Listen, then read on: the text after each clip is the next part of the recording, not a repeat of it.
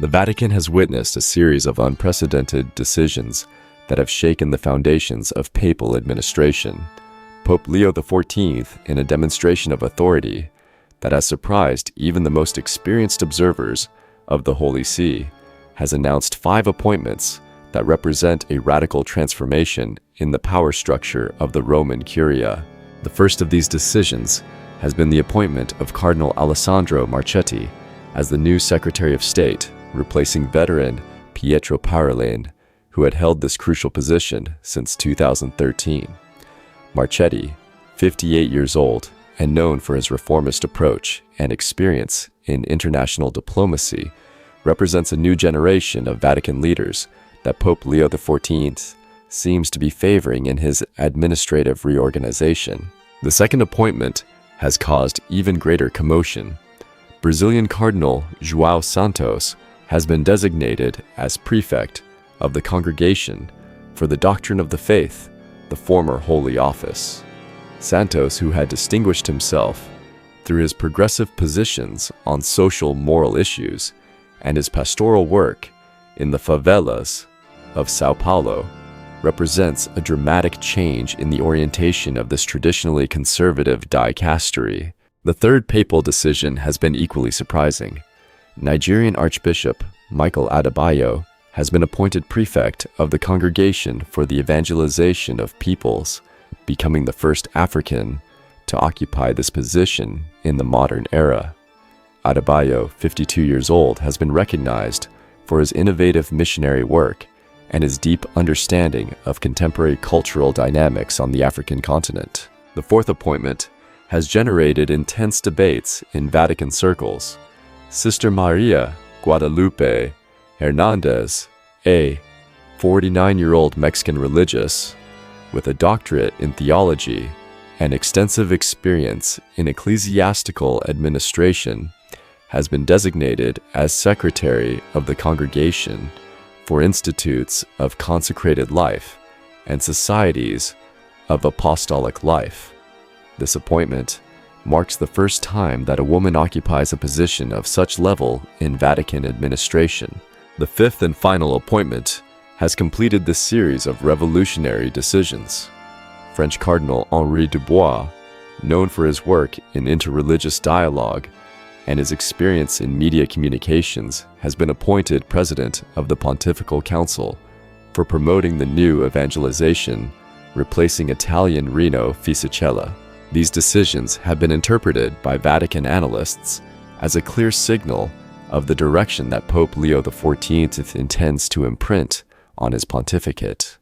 The selection of relatively young leaders coming from different continents and with innovative pastoral perspectives suggests a will for modernization and globalization of papal administration that goes beyond cosmetic changes. The reaction within the Curia has been mixed.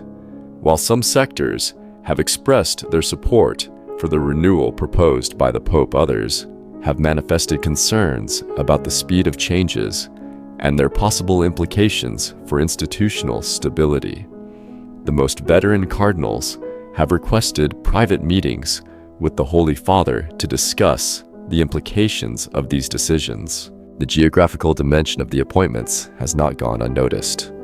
The inclusion of representatives from Latin America, Africa, and Asia in key positions reflects the papal will to create a truly universal administration that reflects the diversity of the contemporary Catholic Church. This approach contrasts markedly with the historical tradition of concentrating the most important positions in European hands. International media have dedicated extensive coverage to these appointments, interpreting them as a silent revolution in the heart of world Catholicism. Reactions have varied from the enthusiasm of those who see in these changes a necessary modernization to the concern of traditionalist sectors who fear a loss of doctrinal continuity. The implementation of these changes has required an unprecedented logistical reorganization in recent Vatican history.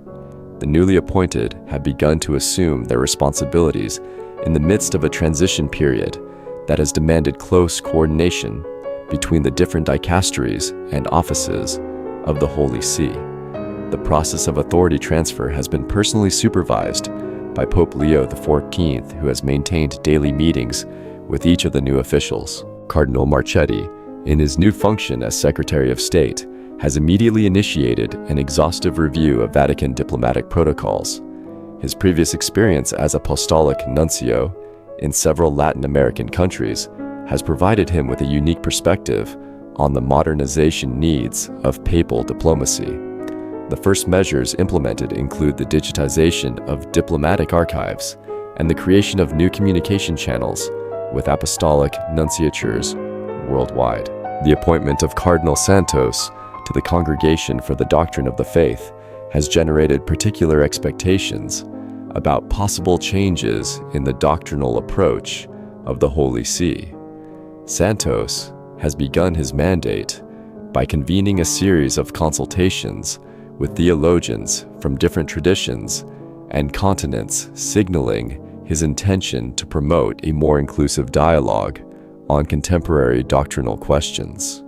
This approach represents a notable contrast with the more centralized methodology that had characterized this dicastery in previous decades. The designation of Archbishop Adebayo has been received with particular enthusiasm in Africa, where Catholic communities have interpreted this appointment as a long-awaited recognition of the vitality and growth of the African Church. Adebayo has announced plans to reorganize missionary strategies, prioritizing the formation of local leaders and the inculturation of Christian faith in the specific cultural contexts of each region. The appointment of Sister Hernandez has generated particularly intense reactions, both positive and negative. Catholic feminist movements have celebrated this decision as a historic step toward greater female participation in ecclesiastical administration.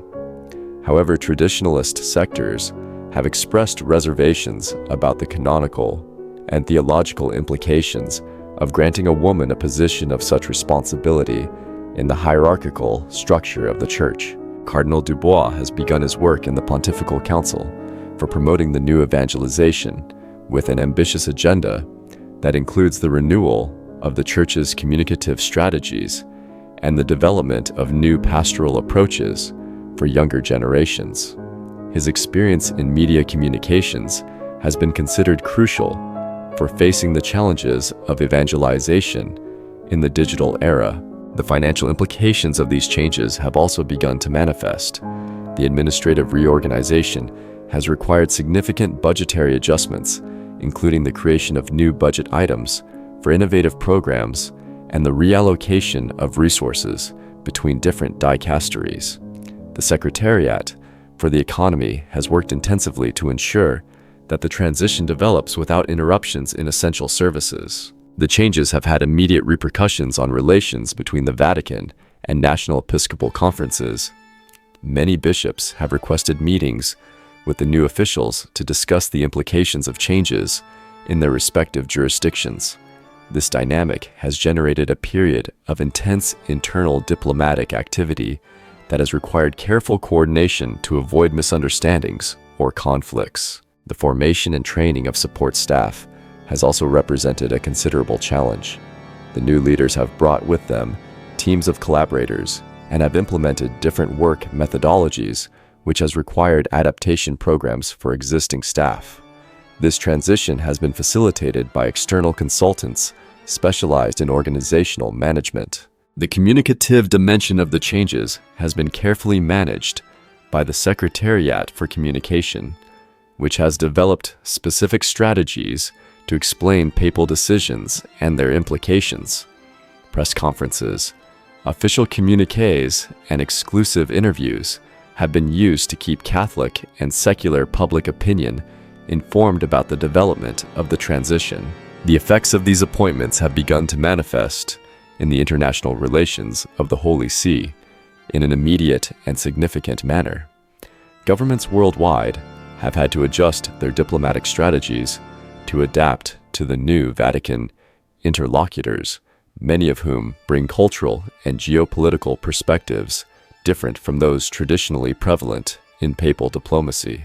The new Secretary of State, Cardinal Marchetti, has initiated a series of bilateral conversations with ambassadors accredited to the Holy See, establishing new priorities in the Vatican diplomatic agenda. His approach has placed special emphasis on contemporary humanitarian crises and the Church's role as mediator in international conflicts. This approach has been well received by international organizations that have seen in the Vatican a renewed ally for promoting world peace.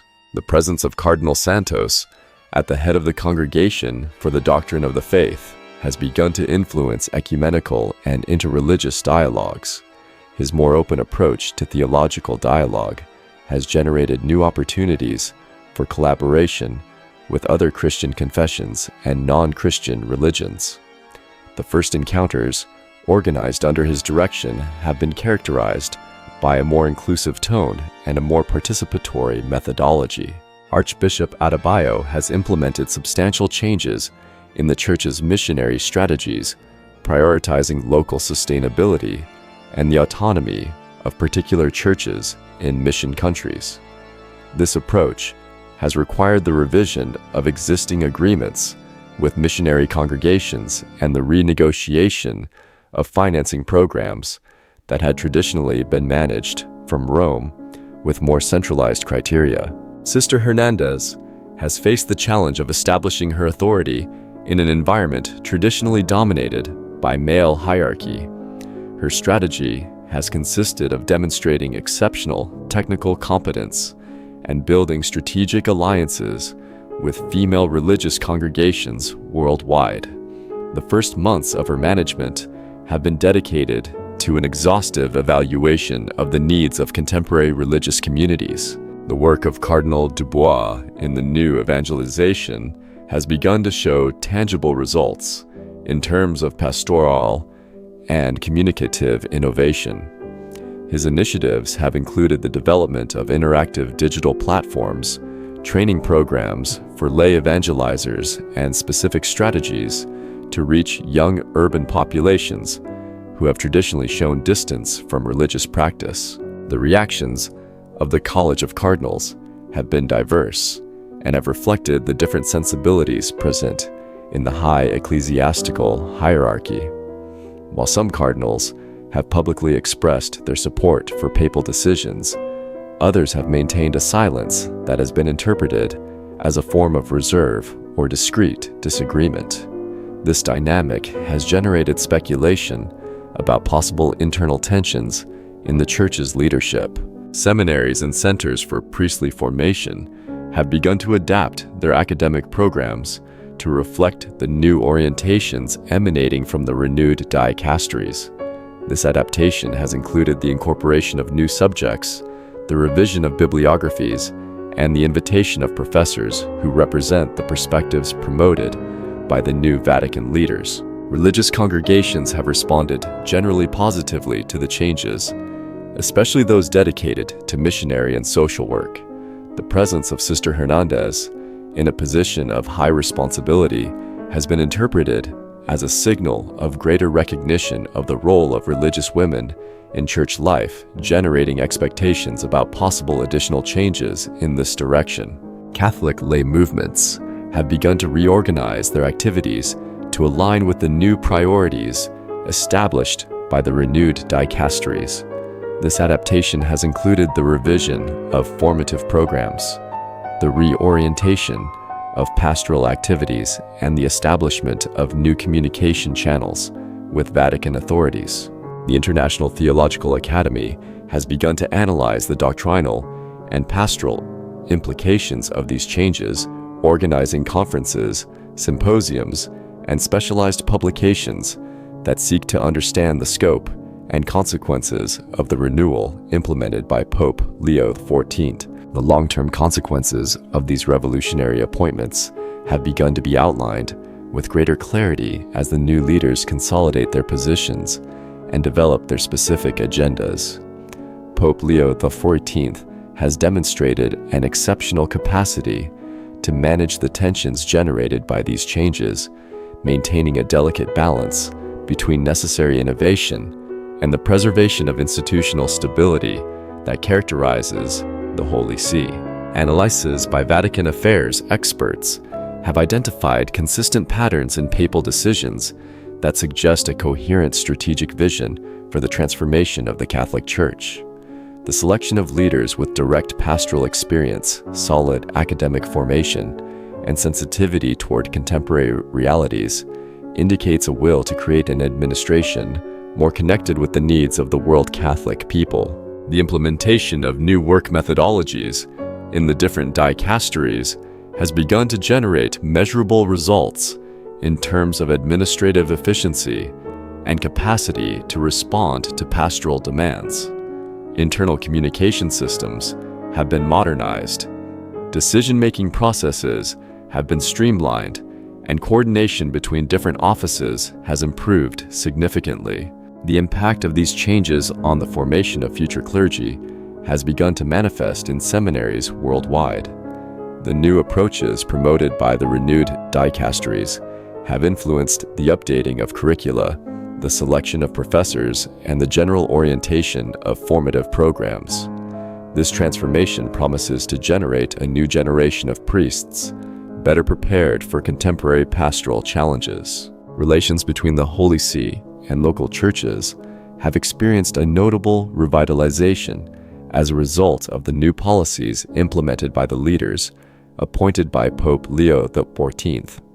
Greater attention to cultural particularities and the specific needs of each region has generated a climate of closer collaboration and more fluid communication between Rome and ecclesiastical peripheries. International cooperation programs promoted by the Holy See have been reorganized to reflect the new priorities established by the renewed dicasteries. This reorientation has included greater emphasis on social justice, environmental protection, and peace promotion themes that have acquired centrality in the contemporary papal agenda. The financial dimension of the renewal has required significant adjustments in Vatican economic management. New programs and initiatives have demanded considerable investments, while administrative reorganization has generated both additional costs and savings opportunities. The Secretariat for the Economy has worked intensively to guarantee the financial sustainability of the implemented transformations. The reactions of Catholic public opinion have been predominantly positive, especially among the younger and more progressive sectors of the Church. Surveys conducted in different countries have shown high levels of approval for papal decisions, interpreted as signals of a more dynamic Church responsive to contemporary needs. The future challenges that the new leaders will face include the consolidation of implemented reforms, the management of internal resistances that may persist, and the demonstration of concrete results in terms of pastoral revitalization and spiritual growth of Catholic communities. The heritage of these appointments transcends the individual personalities involved and establishes important precedents for the future development of papal administration.